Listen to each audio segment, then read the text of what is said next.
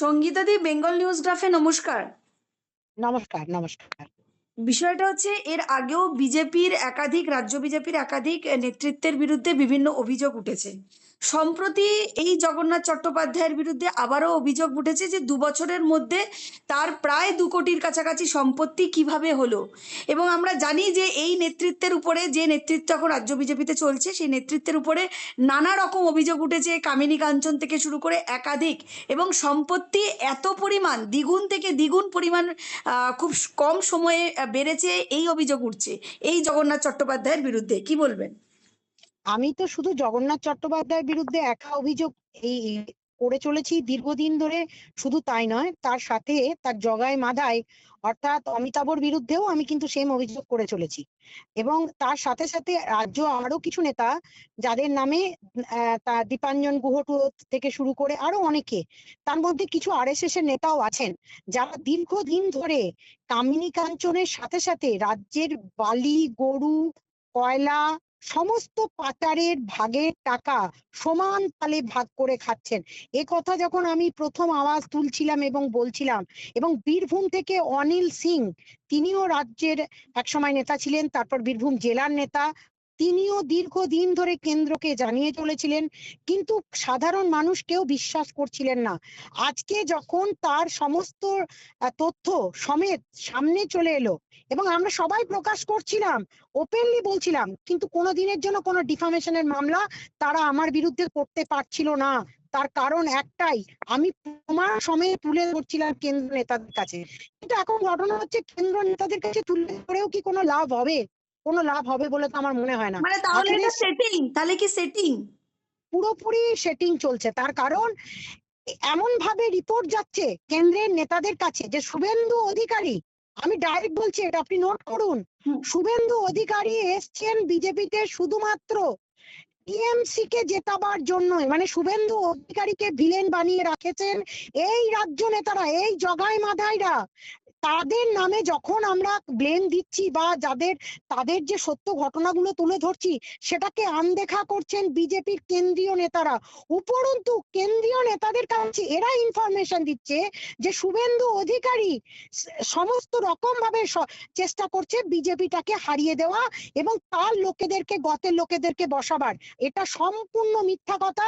তাই শুভেন্দু অধিকারীর ওপরেও কিন্তু না ইনসাফি করছেন কেন্দ্রীয় নেতারা। শুভেন্দু অধিকারীর কথা শুনলে বুঝতে পারবেন, তিনি তার নিজের পকেটের টাকা খরচা করে দিকে দিকে একের পর এক মামলা লড়েন, কঠিন থেকে কঠিনতম লড়াই করেন। এটা অস্বীকার করার কোনো জায়গা নেই। আর অন্যদিক থেকে এই সময়ে, এই বিগত ৩-৪ বছরে যাদের কোনো অস্তিত্ব ছিল না, তারা হঠাৎ করে রাতারাতি গজিয়ে উঠলেন, রাজ্যের আরএসএস নেতা হিসাবে নিজেদের নাম নিয়ে চলে এলেন। তাদের কোটি কোটি টাকার সম্পত্তি হয়ে গেল এই ২-৩ বছরে। কিন্তু শুভেন্দু অধিকারী তার নিজের টাকা যা জমানো ছিল সেগুলো একের পর এক খরচা করে চলেছেন, আর সম্পত্তি গড়ে চলেছেন এই কেন্দ্রের থেকে মদত পাওয়া এই কিছু চোর চিটিংবাজ, জোচ্চোর, জালিয়াত, এই কিছু আরএসএস সেজে ভ্যাকধারী জগন্নাথ টাইপের জগাই মাধায় সব নেতারা। এখানে আরেকটা বিষয়, যেহেতু কামিনী কাঞ্চনের অভিযোগ কিন্তু দীর্ঘদিন ধরে উঠছে, এর আগের ইলেকশনের সময় শুনেছি, তথাগত তার মুখে শুনেছি, বারবার এই উঠছে। সম্প্রতি আবারও এই কামিনী কাঞ্চন নিয়েই কিন্তু অভিযোগ উঠছে নদিয়া দক্ষিণের যিনি জেলা সভাপতি, মানে জেলার ডিস্ট্রিক্ট প্রেসিডেন্ট, সেই ডিস্ট্রিক্ট প্রেসিডেন্টের যে স্ত্রী, সে অভিযোগ করছেন তার স্বামীর সাথে এই ধরনের ইয়ে করা হচ্ছে, মানে মানে পরকীয়ায় লিপ্ত করা হচ্ছে, বিজেপির নেত্রীরা লিপ্ত হচ্ছে, এই ধরনের অভিযোগ। মানে যেখানে বারবার ধরে বলা হচ্ছে বিজেপির অন্দরে এই ধরনের ঘটনা বারবার ঘটছে, রাজ্যের এই পরিস্থিতি, সেখানে বিজেপির সংগঠন নেই। কি বলবেন? দেখুন, 60% বুথে, মানে 100%-এর মধ্যে 60% বুথে বিজেপির কিছু পেটুয়া লোকজনদেরকে বসিয়ে রেখে মিথ্যা রিপোর্ট বানিয়ে 60% বুথ কমিটিগুলোই জলে ভর্তি। আর এই জলগুলো কারা মিশিয়েছেন? এই যে নিজেদের গতের লোক, প্রেমিকা, নিজেদের কাছের লোক, বাড়ির লোক, তাদেরকে বসিয়ে রেখে এই বুথে খরচা আসার টাকা থেকে শুরু করে সমস্ত কিছু মেরে তাদেরকে পেটুয়া বানিয়ে সোশ্যাল মিডিয়ায় ভেসে থেকে এই যে নেতারা ভেবে নিয়েছেন রাজ্যে ক্ষমতায় আসবেন, এটা কখনোই সম্ভব নয়। কারণ মমতা ব্যানার্জি যে লেভেলের রাজনীতি করেন, তিনি কিন্তু যেদিকে ভিড় বেশি, অর্থাৎ যেদিকে মানুষ যখন যেরকম চান, তিনি কিন্তু তার মাথা এবং আইকিউ লেভেল কোন লেভেলে রেখে রাজনীতি করেন সেটা ধরতে পারার মতো ক্ষমতা এই চোর চিটিংবাজ নেতাগুলো দুটো চারটে পয়সা খেয়ে বসে আছে। কারণ মুখ খুললেই মমতা ব্যানার্জি এদেরকেও জেলে ভরে দেবে, কারণ মমতা ব্যানার্জি টিকি বেঁধে রেখে দিয়েছেন এদের। আর এরা যেভাবেই হোক না কেন, তাহলে কি সঙ্গীতা দি আপনি বলতে চাইছেন কোথাও তৃণমূলের এজেন্ট হিসেবে কাজ করছে এই বিজেপি নেতারা? এক্স্যাক্টলি এই কথাটাই তো বলতে চাইছি, যেটা এরা প্রমাণ করতে চাইছে শুভেন্দু অধিকারী অ্যাজ এ টিএমসির এজেন্ট হিসাবে কাজ করছেন, যার উপরে কয়েকশো মামলা করে ফেললো টিএমসি, কিন্তু এদের বিরুদ্ধে একটাও মামলা করে না। টিএমসি এদের বিরুদ্ধে কোনো মামলা করে না। আজকে কুণাল ঘোষ কেন মুখ খুলেছেন জানেন? কারণ মুখ খুলেছেন কারণ কেন্দ্রের নেতারা সামহাও কোথাও না কোথাও বুঝতে পেরেছেন এই সেটিংটা এতদিন পর ধরতে পাচ্ছেন, যার জন্য যাদেরকে পেটুয়া হিসাবে বসিয়ে রেখেছিলেন, যারা গোপন খবর প্রথমেই মিডিয়াকে দিয়ে দিত। জগন্নাথের প্রথম কাজই ছিল এই যে জগাই, এর কাজই ছিল মিডিয়াতে ভিতরের খবর ফাঁস করে দেওয়া, এবং যাকে তাকে যখন তখন মিডিয়া পার্সনদেরকে টাকা খাইয়ে, মানে আমি বলছি না আপনাদের মতো ছোটখাটো এই আপনাদের ইউটিউবারদেরকে নয়, না এরা সঙ্গীতা দি, আমাদের মতো ছোটখাটো ইউটিউবারদের জন্য কিছু করে না, কারণ আমরা তো স্ট্রাগল করি, হ্যাঁ ভিডিওটা দেখাই, এক্স্যাক্টলি আমাদের জন্য কিছুই কোনোদিন করে না। এনিওয়ে বলুন। আপনাদের জন্য করবে কেন?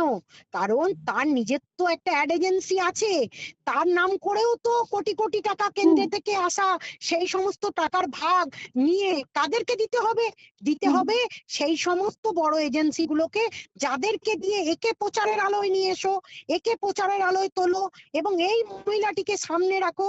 এরকম বহু ভুরি ভুরি অভিযোগ আমি একের পর এক আপনাদের সামনে তুলে ধরবো, যারা নিজেদের, এমনও ঘটনা আছে বিজেপির মধ্যে, এমনও ঘটনা আছে যে সে যে ডিক্লারেশন দিয়েছে আমাদের কমিশন, ইলেকশন কমিশনারের কাছে, যে তার 33 লক্ষ টাকা নাকি লোন, কিন্তু তিনি 3 কোটি টাকার একটা বড় প্রপার্টি কিনছেন। মানে উইদিন 2021 তিনি ভোটে দাঁড়িয়েছেন, ভবানীপুর থেকে দাঁড়িয়েছেন, তিনি বলছেন পর্যন্ত যে আমার 33 লাখ টাকা লোন আছে, কিন্তু 2022 সালে তিনি সেই 33 লাখ টাকা লোনটাকে কভার করে 3 কোটি টাকার সম্পত্তি কিনে ফেলছেন।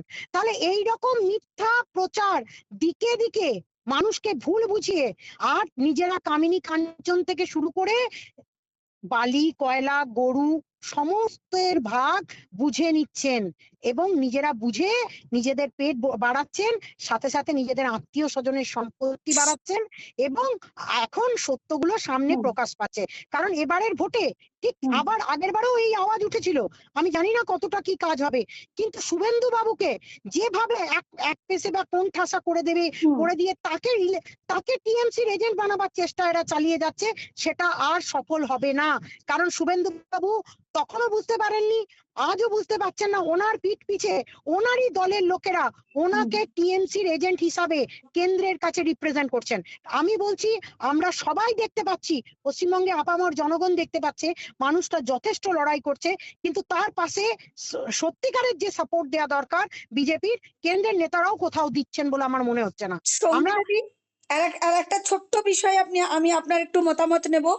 বিষয়টা হচ্ছে যে এই যে ডিয়ার লটারি, আমরা জানি ডিয়ার লটারি নিয়ে অনুব্রত থেকে শুরু করে অনেকের নামই সামনে এসছে, কিন্তু এই যেটা সূত্র থেকে জানা যাচ্ছে যে ডিয়ার লটারির সঙ্গে কিন্তু বিজেপির নেতৃত্ব বা মিডিয়া সেলের নেতৃত্ব যারা আছে তাদেরও একটা যোগসূত্র আমরা আমাদের কাছে এই খবরও আছে।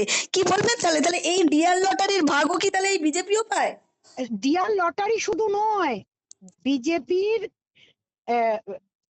মানে একটা পোর্শন নেতারা বালি, গরু, কয়লা, পাথর সমস্ত রকম যা দিয়ে টিএমসি সরকারের দিকে আঙুল তুলে আমরা বলি তারা, তাদের কিছু কিছু নেতা চোর চিটিং বা জালিয়াত, কিন্তু বিজেপির অধিকাংশ রাজ্য এবং কিছু কিছু এমএলএ, তারা বকলমে থানায় যখন থানার অফিসারের বিরুদ্ধে কমপ্লেন করছি যে কেন বালি উঠছে, কেন গরু পাচার হচ্ছে, তখন তারা ডিরেক্টলি আমাদেরকে বলছে, ম্যাডাম আমাদের কাছে ইনফরমেশন রয়েছে, আপনি নিজে দেখুন, এইখান থেকে বালির টাকা তুলে নিয়ে যাচ্ছেন এমএলএ এমপিরা। আপনারা নিজেরা দেখুন যে বিজেপির লোকেরাই করছে, এবং সেই প্রমাণ, আমাদের চাক্ষুষ প্রমাণ আমাদের কাছে রয়েছে, সেই প্রমাণও আমরা কেন্দ্রের কাছে তুলে ধরেছি। সুতরাং ডিআর লটারি তো দূর কি বাদ, যেভাবে টিকে আছেন রাজ্য নেতারা, সম্পূর্ণ টিএমসির দয়াতে তারা টিকে আছে রাজ্য নেতা হয়ে দীর্ঘদিন। আর 60% বুথে পুরো জল ঢালা বুথ, এবং নিজেদের পেটুয়া লোকেদের বসিয়ে রেখে সেই জেলা সভাপতি সেই তার নিজের গতের লোকেদেরকে মন্ডল বানিয়ে ওই মন্ডলের টাকাগুলো আসবে আর ভাগ করে খাবে। আর 2021-এর মতো 200 থেকে 300 মানুষ খুন হবে, যারা কোনো বিচার পাবে না, আর বিচারের জন্য হন্যে হয়ে ঘুরতে থাকবে অভয়ার মতো। অভয়ার মা বাবার সাথেও যেমন কেন্দ্রের আমাদের অমিত শাহজিকে দেখা করতে দেননি, কিন্তু এই জগাই মাথাইরা কিন্তু রাস্তায় নামেননি। কিন্তু কোন রকম ভাবে তারা যে কেন কিসের আঁতাত করে ফেললেন আমরা আজও বুঝতে পারছি না। সিবিআই কেন ঠিক মতো সময়ে, আজকে অনুব্রতর কি একাদশী ছিল গরু পাচার ক্ষেত্রে, আজকে বীরভূমে টুলু মণ্ডল তার মেয়ের বিয়েতে কয়েকশো কোটি টাকা খরচা করলেন, ওপেন লোকের চোখের সামনে ঘুরছে, কিন্তু তারা কেউ গ্রেপ্তার হলেন না। বীরভূমে কোনো নেতা গ্রেপ্তার হলেন না। একা অনুব্রত মণ্ডলী কি দোষী ছিল?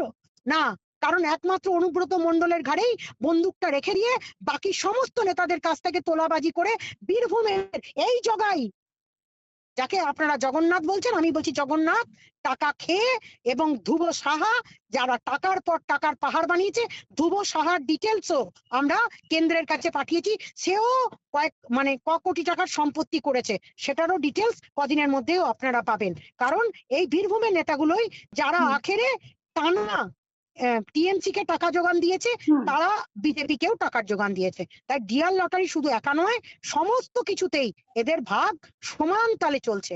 তাহলে এই 2026-এ এই সব হিন্দু এক হও, হিন্দু হিন্দু ভাই ভাই যে স্লোগান দিচ্ছে শুভেন্দু অধিকারী এবং আপামর জনতার কাছে, হিন্দুদের কাছে বারবার বলা হচ্ছে হিন্দুরা এক হও, যে লড়াই শুভেন্দু অধিকারী লড়ছে, সেই লড়াই করে কি তাহলে হিন্দু ভোট কনসোলেট করে বিজেপিকে ভরসা করবে বাংলার মানুষ, যেখানে নেতৃত্বের নামে এত বদনাম? কি বলবেন? দেখুন, এখনো অনেক সময় আছে, এখনো অনেক অনেক অনেক সময় আছে। এটা তো অস্বীকার করার জায়গা নয়। যেভাবে আজকে ওয়াকফ বিলের নামে মুর্শিদাবাদে যেভাবে নরসংহার হলো, এবং মানুষকে যারা সংখ্যালঘু ওখানে, সেটা হচ্ছে হিন্দু সম্প্রদায়ের মানুষ, তাদেরকে আজকে নদী পেরিয়ে অন্য জায়গায় যেতে হলো। আজকে সারা ভারতবর্ষ নয়, সারা ভারতবর্ষের বাইরে থেকেও আওয়াজ আসছে যে হিন্দুদের উপর আক্রমণ হয়েছে। এটা তো অস্বীকার করার জায়গা নেই। পুলিশের ভূমিকা যথেষ্ট রকম ভাবে খারাপ ছিল। পরবর্তী দিনে তারা শুধরে নিচ্ছেন তাদের জায়গাগুলো। আর এবছরে রামনবমী দেখে কিছুটা হলেও বোঝা গেছে যে মমতা ব্যানার্জি হিন্দু ভোট কনসলিডেট করতে দেবেন না, তিনি হিন্দুদের কথাও ভাবছেন। সুতরাং এখনো অনেক অনেক সময় আছে। যদি বিজেপি ক্ষমতায় আসতে চায়, টোটাল এই রাজ্য এর নেতাদেরকে সরিয়ে দিয়ে নতুন করে সুন্দর যারা কর্মষ্ঠ এবং সাচ্চা মুখওয়ালা অনেস্ট মানুষদেরকে খুঁজে বার করে তাদেরকে নেতৃত্ব দিলে, এবং ডেফিনেটলি শুভেন্দু অধিকারীকে প্রায়োরিটি না দিলে। কোনো খবর নেই সঙ্গীতাদি, আরএসএস এর কাছে কি কোনো খবর নেই? এটা কি বাস্তব? এটা কি হতে পারে? দেখুন, খবর সকলের কাছে আছে, কিন্তু বিশ্বাসটা কিভাবে হয় জানেন তো? রাজ্য নেতারা তাদের কিছু পেটুয়া লোকজনদেরকে দিয়ে, তাদেরকে কিছু পয়সা দিয়ে, কিছু মিডিয়া রিপোর্ট বানিয়ে, যে মিডিয়াগুলো কিন্তু ওই আপনাদের বললো মতো চ্যানেলগুলো দেখাবে, আপনাদের কটা ভিউজ হবে, আপনাদের খবরগুলো তুলে ধরবে না, দেখাবে সেই সমস্ত খবর যে শুভেন্দু অধিকারী ভাইয়ের নামে কিছুদিন আগে তাকে বদনাম করার চেষ্টা করছিল, তিনি নাকি চাকরির টাকা খেয়েছেন। এই ধরনের নিউজ করিয়ে একের পর এক তাকে কেন্দ্রের চোখে খারাপ করে দেওয়ার চেষ্টা চালানো, এটা কিন্তু টানা আরএসএস এর ভিতরেও চলছে, বাইরেও চলছে, এবং কেন্দ্রের নেতাদের কাছেও যাচ্ছে। বঙ্গ আরএসএস এর কথা বলছি, আমি কেন্দ্র আরএসএস এর কথা বলছি না।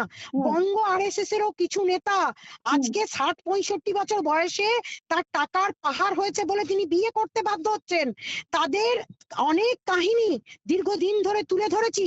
তাই সুতরাং বঙ্গের আরএসএস এর নেতাদের যে কামিনী কাঞ্চনে লোভ আছে, সেটা প্রমাণ করে দিয়েছেন এই কিছু 60-65 বছরে বুড়ো ভাম, যারা মরতে চলেছেন, মরণকালে এসে তাদের বিয়ে করার সময়, কারণ তাদের টাকার সম্পত্তিগুলো যাতে করে সুরক্ষিত রাখা যায়, তার চেষ্টা করেছেন।